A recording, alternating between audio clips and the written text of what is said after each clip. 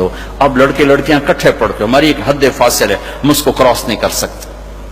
Girl friend boy friend یہ Europe کا culture ہے جس نے نہ عورت کو عورت چھوڑا، نہ مرد کو مرد چھوڑا. نہ وہ خامند ہے، نہ باپ ہے، نہ بیٹا ہے، نہ بھائی ہے. وہ عورت نہ بیوی ہے، نہ ماں ہے، نہ بہن ہے، کچھ بھی نہیں ہے. وہ ایک ٹیشو پیپر ہے، استعمال کر کے پھینک دیا جاتا ہے.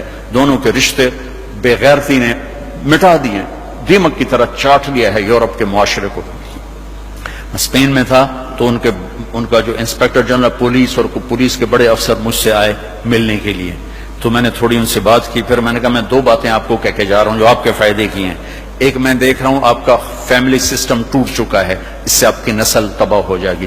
دوسرا، میں دیکھ رہا ہوں آپ کے پارکس میں گیا ہوں اور شہر بازار میں پھر ہوں، آپ کے بچے نظر نہیں آ رہے، یا جوان ہیں یا بوڑھے ہیں، آپ کا جنریشن گیپ آ رہا ہے. ویسے سر پکڑ کے بیٹھ گئے، کہنے کہ تم نے ہمارے وہ 2 مسئلوں پر ہٹ کیا ہے جو ہمارا سب سے بڑا سر درد اس وقت بنے ہوئے ہیں. ہماری نسل ختم ہو رہی، ہمارا فیملی سسٹم ختم ہو چکا ہے. ہماری ایک حد ہے، ہماری نظر بھی نیچے ہوتی ہے اور ہم حیا کی چادر سے باہر نہیں نکلتے. بے حیائی جس معاشرے میں پھیلتی ہے اس معاشرے کو اللہ پنپنے نہیں دیتا، وہ معاشرہ ذلت اور پستی کا شکار ہو جاتا ہے. یورپ کی عورت نے آزادی کا نعرہ لگا کر سب کچھ گنوا دیا، سب کچھ گنوا دیا ہے. نہ ماں کی نسبت، نہ بیوی کی نسبت، نہ بہن کی نسبت، نہ بیٹی کی نسبت، کچھ اس کے ہاتھ میں نہیں ہے. اور وہاں کا معاشرہ انتہائی دکھی ترین معاشرہ. تو میرے عزیزو، اب ہمارے اگر حکمران چاہتے تو الگ الگ یونیورسٹیاں آرام سے بن سکتی تھیں، کوئی بڑا مسئلہ نہیں تھا.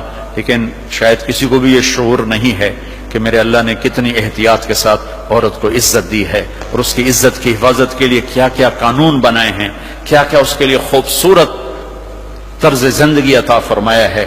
لیکن ہم یورپ کے پیچھے پاگلوں کی طرح بھاگ رہے ہیں اور اس کو ہم اپنی زندگی سمجھ رہے ہیں. ایک اس موبائل نے فحاشی کو بہت زیادہ دیا ہے، بہت زیادہ پروموٹ کیا. اس سے آپ اپنی فائدے کی چیز اٹھاؤ لیکن اپنے اخلاق کو برباد نہ کرو، اپنی آنکھوں کو برباد نہ کرو. کہ سب سے زیادہ دل کی سختی ان آنکھوں سے آتی ہے، ان آنکھوں سے آتی ہے. جب آنکھ غلط دیکھتی ہے تو دل کی زمین بنجر ہو جاتی، ویران ہو جاتی. اپنی آنکھوں کے پردے گرانا سیکھو، حیا سیکھو، پاک دامنی سیکھو، حد فاصل رکھو. اللہ تعالیٰ نے ہم خود تراشتے ہیں منازل کے سنگ میل. ہم وہ نہیں ہیں جن کو زمانہ بنا گیا. ہماری تہذیب ہے، ہماری ثقافت ہے، ہمارے بیٹی کا مقام ہے، بیوی کا مقام ہے، بہن کا مقام ہے، ماں کا ایک مقام ہے. ہمارے ہاں رشتوں کی قدر ہے. اس قدر کو میرے اللہ نے ہمارے دل میں بٹھایا. قرآن نے سینکڑوں آیات اتاری ہیں ماں کے، بیٹی کے، بہن کے رشتوں کو باقی رکھنے کے لیے. میرے نبی نے کھول کے بتایا ہے. تو میرے عزیزو، وہ بیریئر کراس نہ کرو ورنہ حسرت کے سوا کچھ نہیں ملے گا، ہلاکت اور تباہی اور بربادی کے سوا کچھ نہیں ملے گا. وہاں کانٹوں کے سوا کچھ نہیں ہے.